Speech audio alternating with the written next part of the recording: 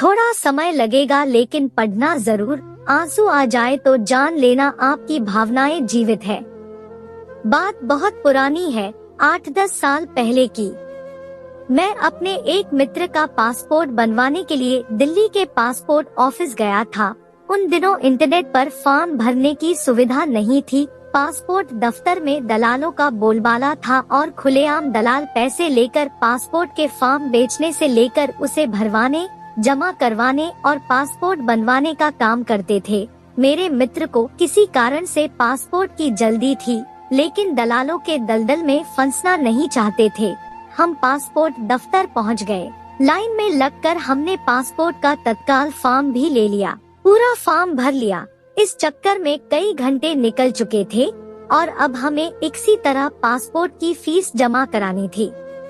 हम लाइन में खड़े हुए, लेकिन जैसे ही हमारा नंबर आया बाबू ने खिड़की बंद कर दी और कहा कि समय खत्म हो चुका है, अब कल आएगा। मैंने उससे मिन्नतें की, उससे कहा कि आज पूरा दिन हमने खर्च किया है और बस अब केवल फीस जमा कराने की बात रह गई है।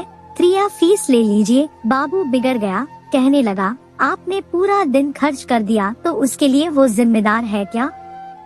अरे सरकार ज्यादा लोगों को बहाल करे, मैं तो सुबह से अपना काम ही कर रहा हूँ। मैंने बहुत अनुरोध किया पर वो नहीं माना। उसने कहा कि बस 2 बजे तक का समय होता है। 2 बज गए, अब कुछ नहीं हो सकता। मैं समझ रहा था कि सुबह से दलालों का काम वो कर रहा था, लेकिन जैसे ही बिना दलाल वाला काम आया उसने बहाने शुरू कर दिए हैं।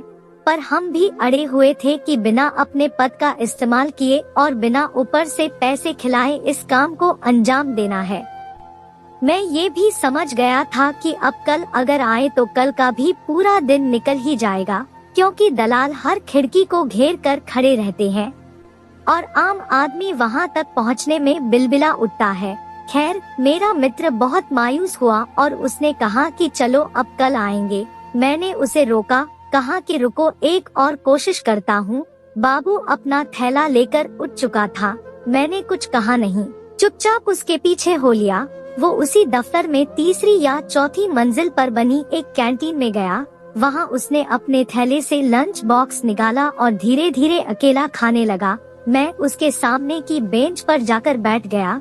उसने मेरी ओर देखा और बुरा सा मुंह बनाया। मैं उसकी ओर देखकर मुस्कुराया। उससे मैंने पूछा कि रोज घर से खाना लाते हो? उसने अनमने से कहा कि हाँ, रोज घर से लाता हूँ। मैंने कहा कि तुम्हारे पास तो बहुत काम है, रोज बहुत से नए नए लोगों से मिलते होगे। वो पता नहीं क्या समझा और कहने लगा कि हाँ, मैं तो एक से एक बड़े अधिकारियों से मिलता हूँ। कई IAS, IPS, विधायक और न जाने कौन कौन रोज यहाँ आते हैं। मेरी कुर्सी के सामने बड़े बड़े लोग इंतजार करते हैं। मैंने बहुत गौर से देखा। ऐसा कहते हुए उसके चेहरे पर अहं का भाव था। मैं चुपचाप उसे सुनता रहा। फिर मैंने उससे पूछा कि एक रोटी तुम्हारी प्लेट से मैं भी खा लूं? वो समझ नहीं पाया कि मैं क्या कह रहा हूँ। उसने बस हाँ में सिर हिला दिया। मैंने एक रोटी उसकी प्लेट से उठा ली और सब्जी के साथ खाने लगा। वो चुपचाप मुझे देखता रहा। मैंने उसके खाने की तारीफ की और कहा कि तुम्हारी पत्नी बहुत ही स्वादिष्ट खाना पकाती है। वो चुप रहा। मैंने फिर उसे कुरेदा, तुम बहुत महत्वपूर्ण सीट पर बैठे हो, बड़े बड़े लोग तुम्हारे पास आते हैं, तो क्या तुम अपनी कुर्सी की इज्जत करते हो? अब वो चौंका। उसने मेरी ओर देखकर पूछा कि इज्जत मतलब? मैंने कहा कि तुम बहुत भाग्यशाली हो, तुम्हें इतनी महत्वपूर्ण जिम्मेदारी मिली है।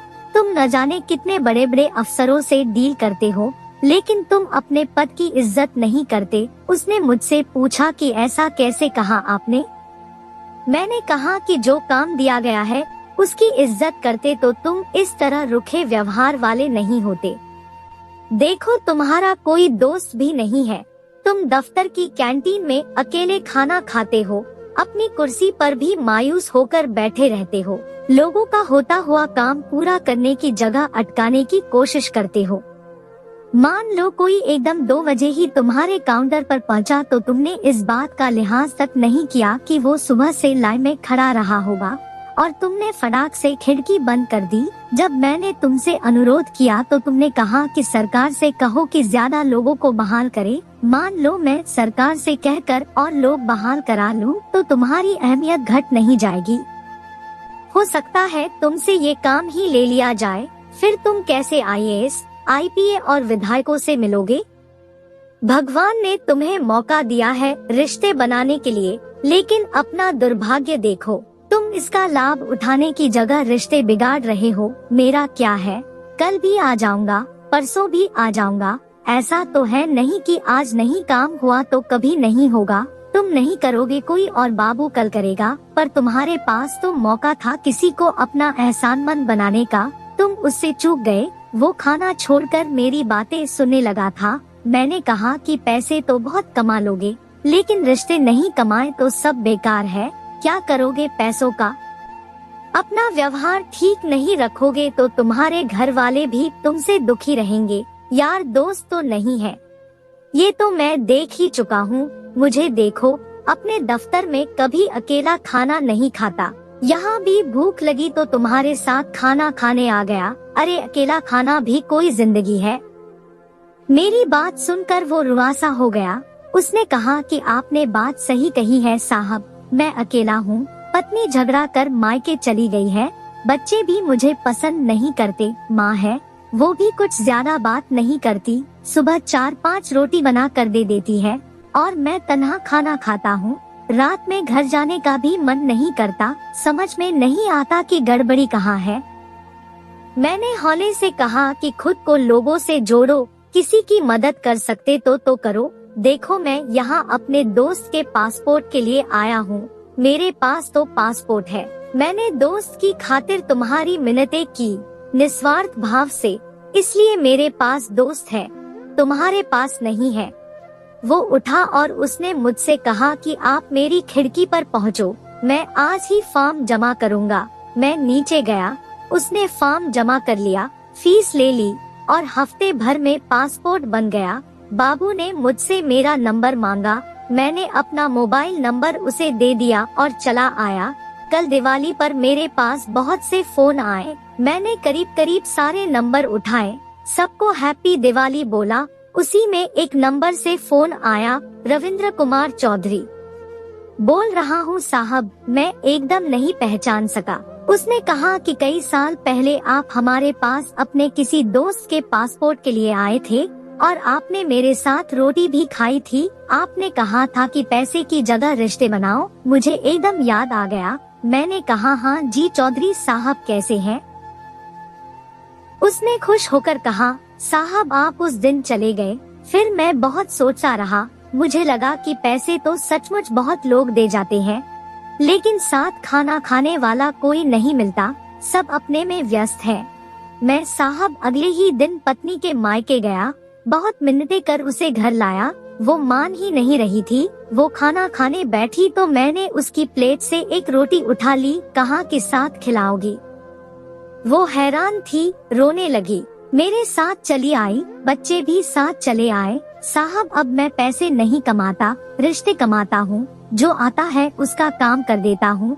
साहब आज आपको हैप्पी दिवाली बोलने के लिए फोन किया है। अगले महीने बिटिया की शादी है, आपको आना है, अपना पता भेज दीजिएगा। मैं और मेरी पत्नी आपके पास आएंगे। मेरी पत्नी ने मुझसे पूछा था कि ये पासपोर्ट दफ्तर में रिश्ते कमाना कहाँ से सीखे, तो मैंने पूरी कहानी बताई थी। आप किसी से नहीं मिले, लेकिन मेरे घर में आपने रिश्ता जोड़ लिया है। सब आपको जानते हैं। बहुत दिनों से फोन करने की सोचता था, लेकिन हिम्मत नहीं होती थी। आज दिवाली का मौका निकाल कर रहा हूँ। शादी में आपको आना है, बिटिया को आशीर्वाद देने। रिश्ता जोड़ा है आपने, मुझे यकीन है आप आएंगे। वो बोलता जा रहा था, मैं सुनता जा रहा था। सोचा नहीं था कि सचमुच उसकी जिंदगी में भी पैसों पर रिश्ता भारी पड़ेगा, लेकिन मेरा कहाँ सच साबित हुआ। आदमी भावनाओं से संचालित होता है, कारणों से नहीं। कारण से तो मशीनें चला करती है। पसंद आए तो अपने अजीज दोस्तों को जरूर भेजे। इंसानियत की भावना को आगे बढ़ाए। पैसा इंसान के लिए बनाया गया है, इंसान पैसे के लिए नहीं बनाया गया है। आपका आभार।